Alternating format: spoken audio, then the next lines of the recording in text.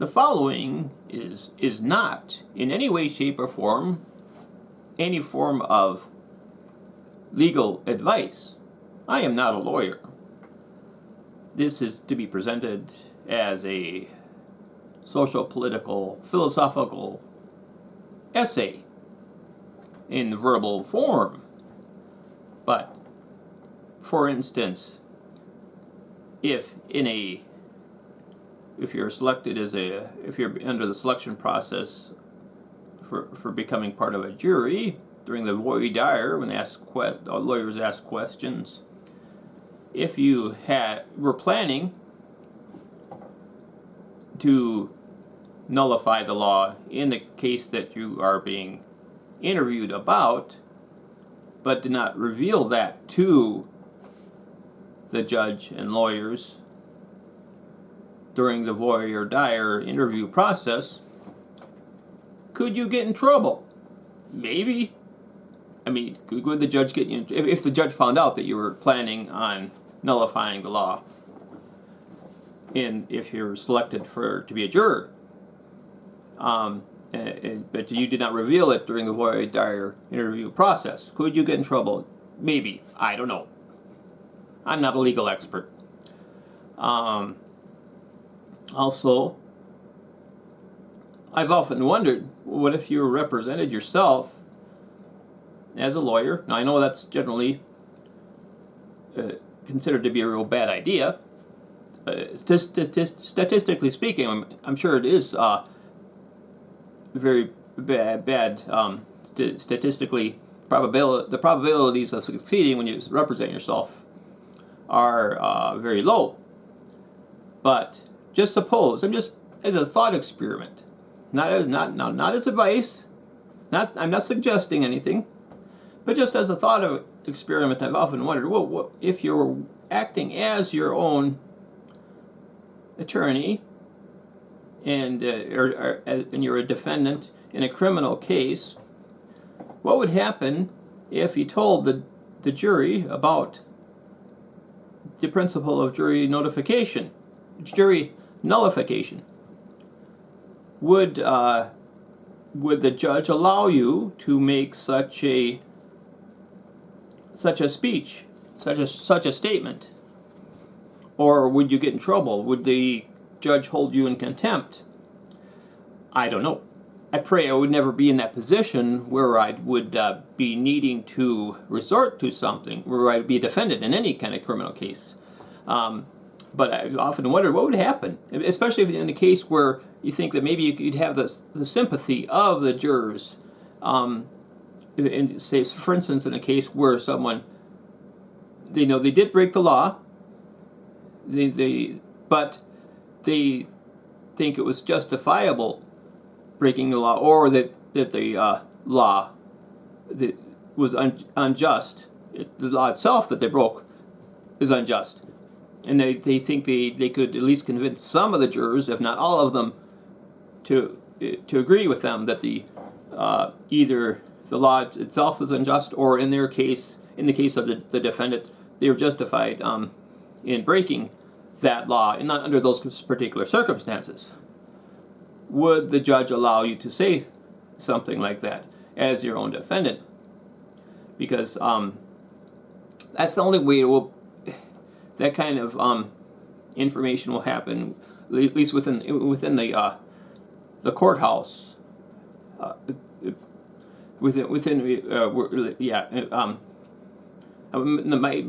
About jury nullification. You're only going to learn about it. You're never going to learn about it from members of the bar. Even your own defense attorney, they're never going to inform the jury of the principle of jury nullification. I'm not sure why. I think it might be because, regardless of what side they're on, lawyers are officers of the court, and as such, they're there to uphold the law and not suggest ignoring the law, suggest nullifying the law. That's my guess. It's just a guess. As I say, I'm not a lawyer. I've never been in law school. I'm a philosophy person. That's what my degree is. I have a bachelor's degree in philosophy. But I'm not no legal scholar. So yeah, I just wanted to get those qualifications. I want to qualify what I'm saying out of the way, because from a practical standpoint of like individuals either acting as a juror or as a defendant, I'm not suggesting anything. I'm not providing any advice in any way, shape, or form. But I do find the principle of jury nullification very interesting, and that's what I wanted to discuss. And if you have never heard of it before, maybe what I've already said, maybe have an idea of what it is about. Also wonder what would happen if you're a juror, and well, you're never going to hear it in the courtroom, where the main courtroom, but in the jury room, I wonder if jurors ever discuss between themselves the principle of jury nullification. And that principle is that jurors are allowed to nullify the law. And they may nullify it because either they think the law is unjust, or the particular circumstances in which the law was broken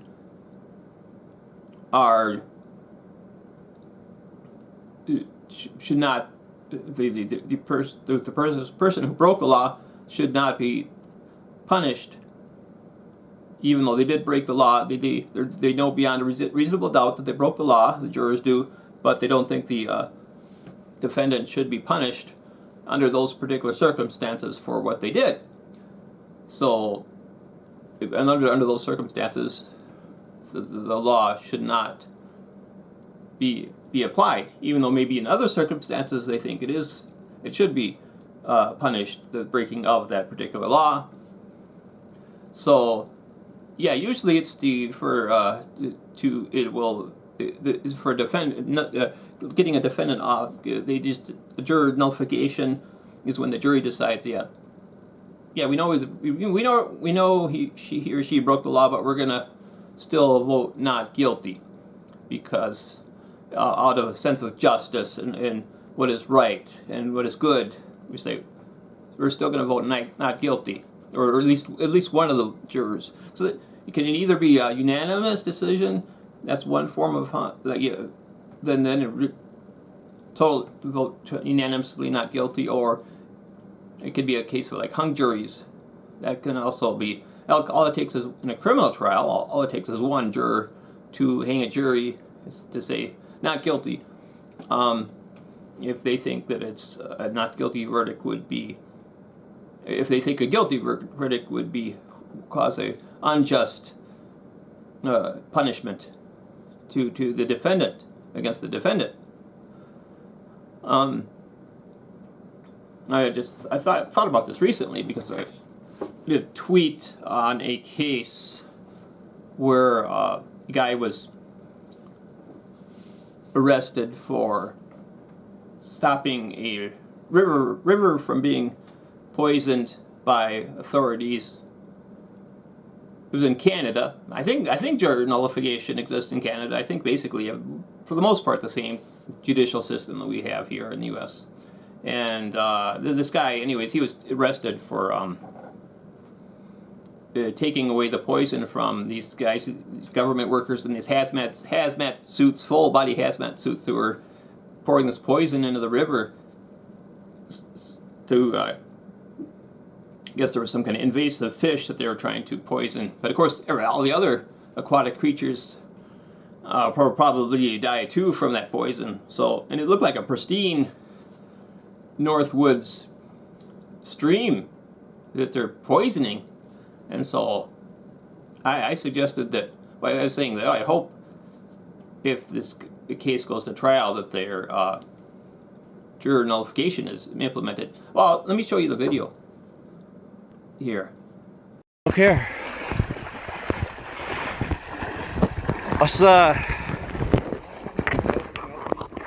Yes, probably is pretty dangerous, but we're going to turn that off. And if it's that dangerous, come on over. So,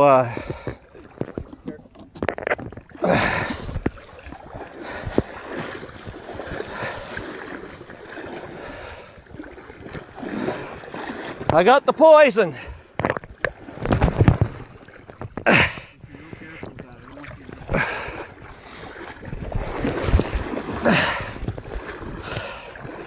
Put it in your canoe. They just started it. I got it shut off in time.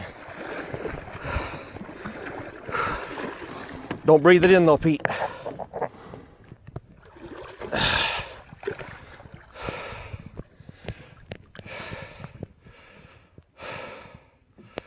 So, explain now what's going on.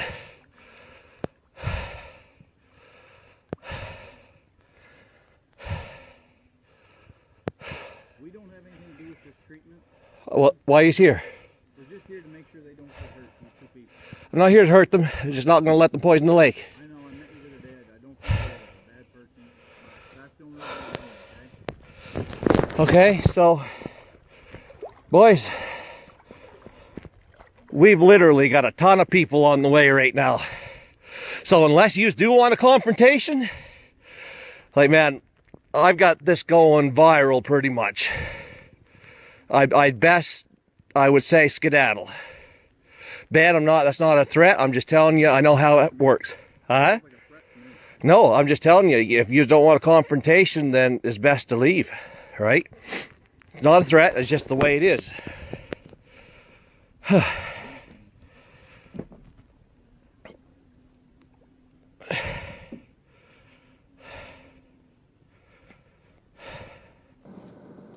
So, someone asked what happened to this guy, and someone else answered they arrested him.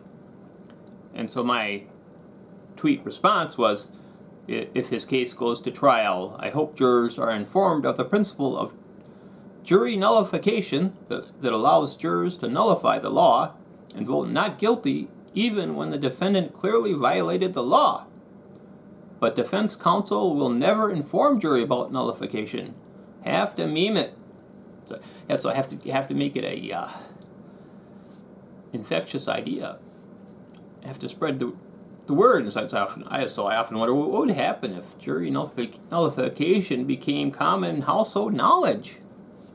Now look at these, the Congress, for instance, U.S. Congress, and how they have such a low public opinion. It's just really low. That's like in the teens. And yet we're supposed to abide by all the laws they pass. And yeah, sure, they maybe hold town halls and pretend to listen to our opinions. But, in the same with the writing letters to our congressional representatives. But do they really? Who here thinks they actually pay any attention? They really care about what us plebs have to think, what our opinions are. I don't think anybody really thinks that they. I mean, I still try. I still try to write letters to the congressional representatives. I showed up to a few town halls, but I don't think they really pay much attention. I mean, I'll still try. It's good to do. It's good to try to be politically active as a citizen, but I don't think they really care for the most part. So is this like the last stand of civil disobedience, jury nullification against the powers that be that are passing these laws, where we can actually have some power to push back against what we consider to be, if we consider to be unjust laws, or the unjust enforcement of laws. Like take for instance the January 6th defendants. All it takes is one juror to nullify the law. I mean, in this polarized world we're living in, And like I don't think they should be found guilty. I think most of the defendants in that case, they were peaceful, just trespassers, at worst, mulling about the Capitol grounds. Supposing all we need is one juror that knows about jury nullification that agrees that they should not have been prosecuted in the first place, much less convicted, even if, according to the law, that they broke the law beyond a reasonable doubt. They still, if the jurors were to find them, and just one juror to find them not guilty, just not to nullify any laws that even if that they think that they still they broke, sure, but they still find them not guilty because they don't think they should be prosecuted. They should not be punished for what they did. And the prosecutors, they cannot just endlessly retry cases. There's there's a limit where it gets to the point where it's considered harassment of the defendant, and it's also very expensive, costly, time-consuming and embarrassing for the prosecution to keep trying cases. And if they just keep ending up with, say, a hung jury time after time, say if every time there's at least one juror that nullifies the law, then they'll give up. They'll have to give up. And so, in these polarizing times, it could be very interesting. So I think that the ignorance of juror nullification is tantamount to it's analogous to the subjects of the Milgram shock experiments, where it was a psychological experiment to find out how far willing people are willing to go to, just to obey orders, even though they think are convinced they're hurting someone. In that Milgram shock experiment, the subjects were the ones that are pressing these buttons that provided a greater and greater degree of supposed shocks to these other subjects, which were really not subjects. They're just actors, acting like they're being tortured by these shocks. And then but the real subjects were the ones pressing the buttons, and they only would press it because the lab was like these lab people, the ones in the white coats were saying, they're acting as authority figures, telling the subjects, you just keep on pressing the buttons, that even though these actors were screaming in pain behind the wall, but the subjects were convinced that they really were causing torture, really pain for these actors who were actually actors, but they thought they were test subjects on the other side of the wall, and they could hear them screaming in pain, but these test subjects would keep pressing the higher and higher degrees of shock, causing the greater and greater pain, just because the authority figures were telling them to do so. And so I think that's a similar analogy to what is happening in courtrooms where people are not aware of the principle of jury nullification. It's like they think, these jurors think that their hands are tied by what the judge is telling them what the law is and what they have to do, not realizing, the jurors not realizing that they do not have to follow the law in terms of whether the defendant is, in terms of voting guilty or not guilty. The jurors can ignore the law and still find a defendant not guilty, even if they are convinced beyond a reasonable doubt that the defendant is guilty, and they can do so if they think it would be unfair punishment to find them guilty. And of course, in criminal cases, people can be sent to prison for many years, and if it's could be very anguishing for a juror to think that that would be if they think it's unfair for the defendant to spend one day in prison for what they did, but to think the jurors will still be thinking, well, the judge tells me this is what the law is, and I have to do what the law says, don't I?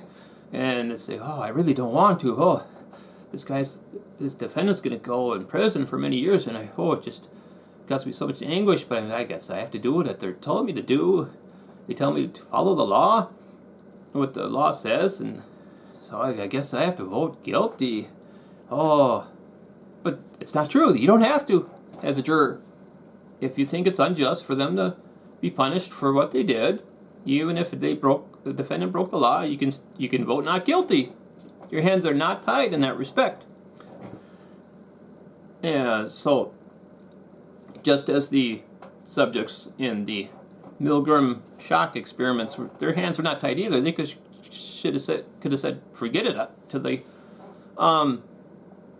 to the authority figure in the lab coat, telling them to keep pressing the buttons of greater and greater intensity of shock to the test subjects on the other side of the wall, screaming in pain. The subject could have said, no way, I'm not pressing those buttons anymore. I think some of them did refuse, but so I think majority of the test subjects continued pressing the buttons because the authority figure told them. And so the test subjects, people have this reflexively obedient. Most people, most law-abiding, upstanding citizens are just reflexively obedient to what authority figures tell them to do. And I think that can be the case in jury trials where jurors will reflexively obey the judge's orders under all circumstances. Now, of course, there's some orders have to be obeyed, such as not talking about the case out of the jury room. And it's orders like that. I'm not talking about that. I'm just talking about whether or not a juror is tied to what the law, what the defendant is charged of breaking. That's all nullification is about. Just that, and your juror can effectively nullify the law that the defendant is charged with breaking. And I think that should become common knowledge, that the jurors are allowed to do that. That could get interesting if it became a household common knowledge of what jury nullification is. And so that's what I wanted to talk about. I think I talked about most of what I wanted to discuss for this video. And I guess that's it for now. And yeah, hope I got some ideas across about what juror nullification is. And I'd like to, just wanted to get that out here. Not that I have a huge audience, but if you're still watching, and thanks for watching.